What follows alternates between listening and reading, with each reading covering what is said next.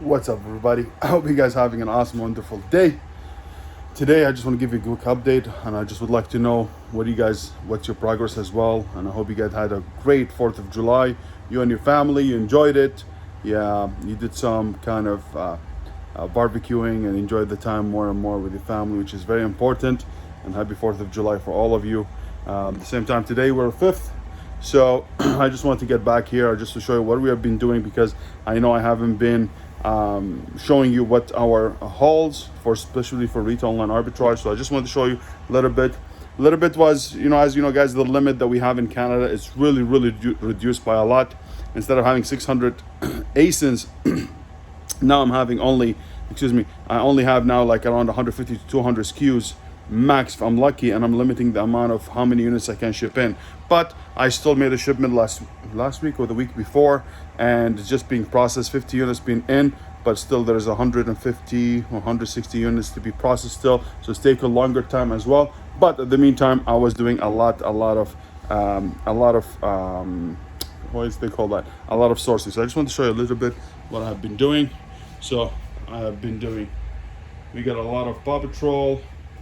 We got a lot of toys here. If you see, I'm still buying a lot of units, as you see, guys, but this is because of Christmas and I got really good deal, so I couldn't let it go.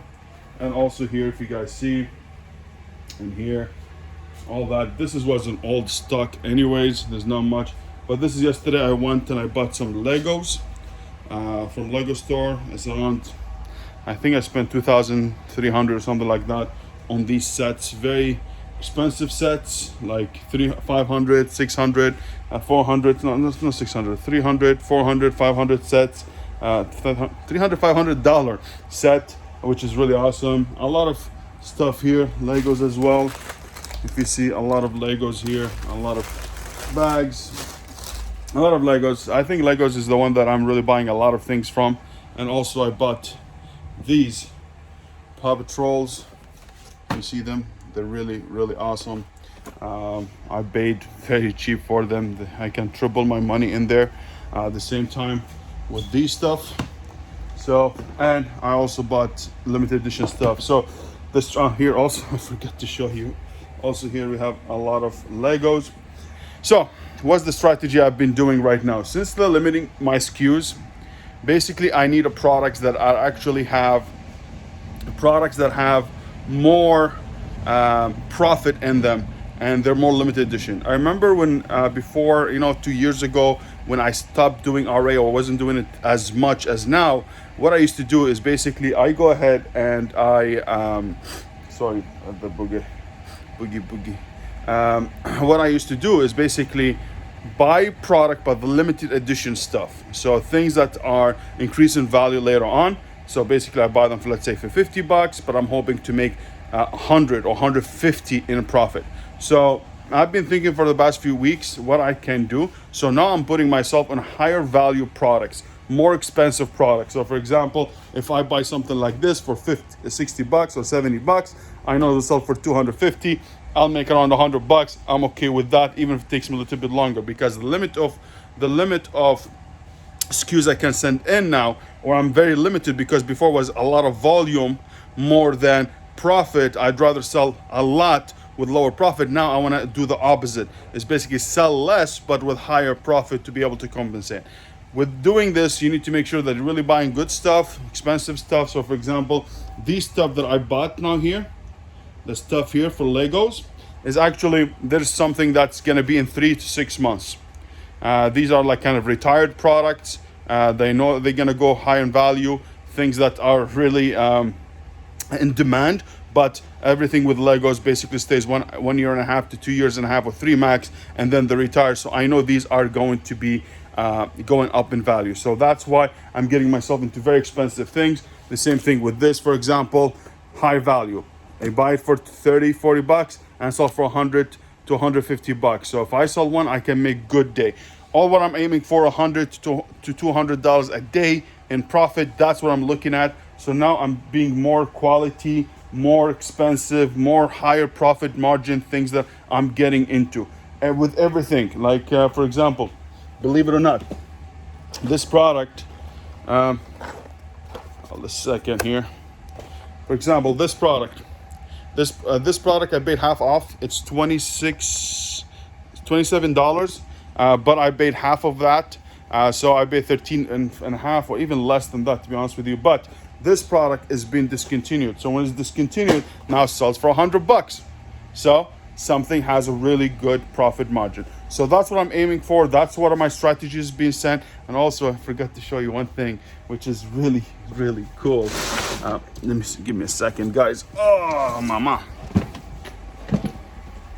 This is something that I bought for Christmas that I'm gonna sell. The Tesla Cybertruck Hot Wheel.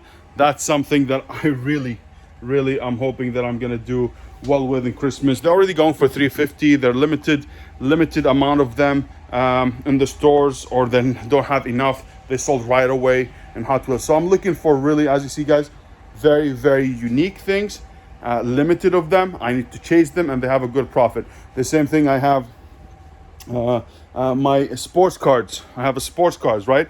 I'm going to show you one bin, but I have like 4 or 5 bins of these. I still have them at home. Yesterday I was doing them. So for example, stuff like that, Pokemon, they're going out. They're run out of stock. Stuff like this, Ninja Turtles, the stuff that are limited. Okay, now they have them a little bit, but if you buy a kit, you need to have a strategy for them. But I'll show you. Look at this. All this Pokemon stuff, the limited edition stuff that, you know, they come for a month or 2 or 3, and then they run out of stock with them. So I go buy some of them, but the problem when you buy this stuff, you'll be scared because like, oh my God, there's a lot of them there. So you need to wait. Just the fact to be able to get them, wait on them, and then sell them. So it's gonna take a longer time to make the money now, because the turnover is going to be longer, or you need to have a products now that in 6 months are going to be very profitable. So you need to make sure that you're really close to retirement. So see here, guys, I have all this Lego stuff, which is I save. These stuff I save. It's basically I buy them, I know the limited edition, or I know that they're going to run out of stock. I wait a little bit, then I sell them back on. Same thing here. I have Lego sets here, which is very, very special. This line is a special line. You don't have them a lot here. So these are the kind of stuff that I look at, and this is what the strategy I'm going with. And I hope really, really it works. And I hope this is the thing that really going to give us back the profit that I needed with more units, with a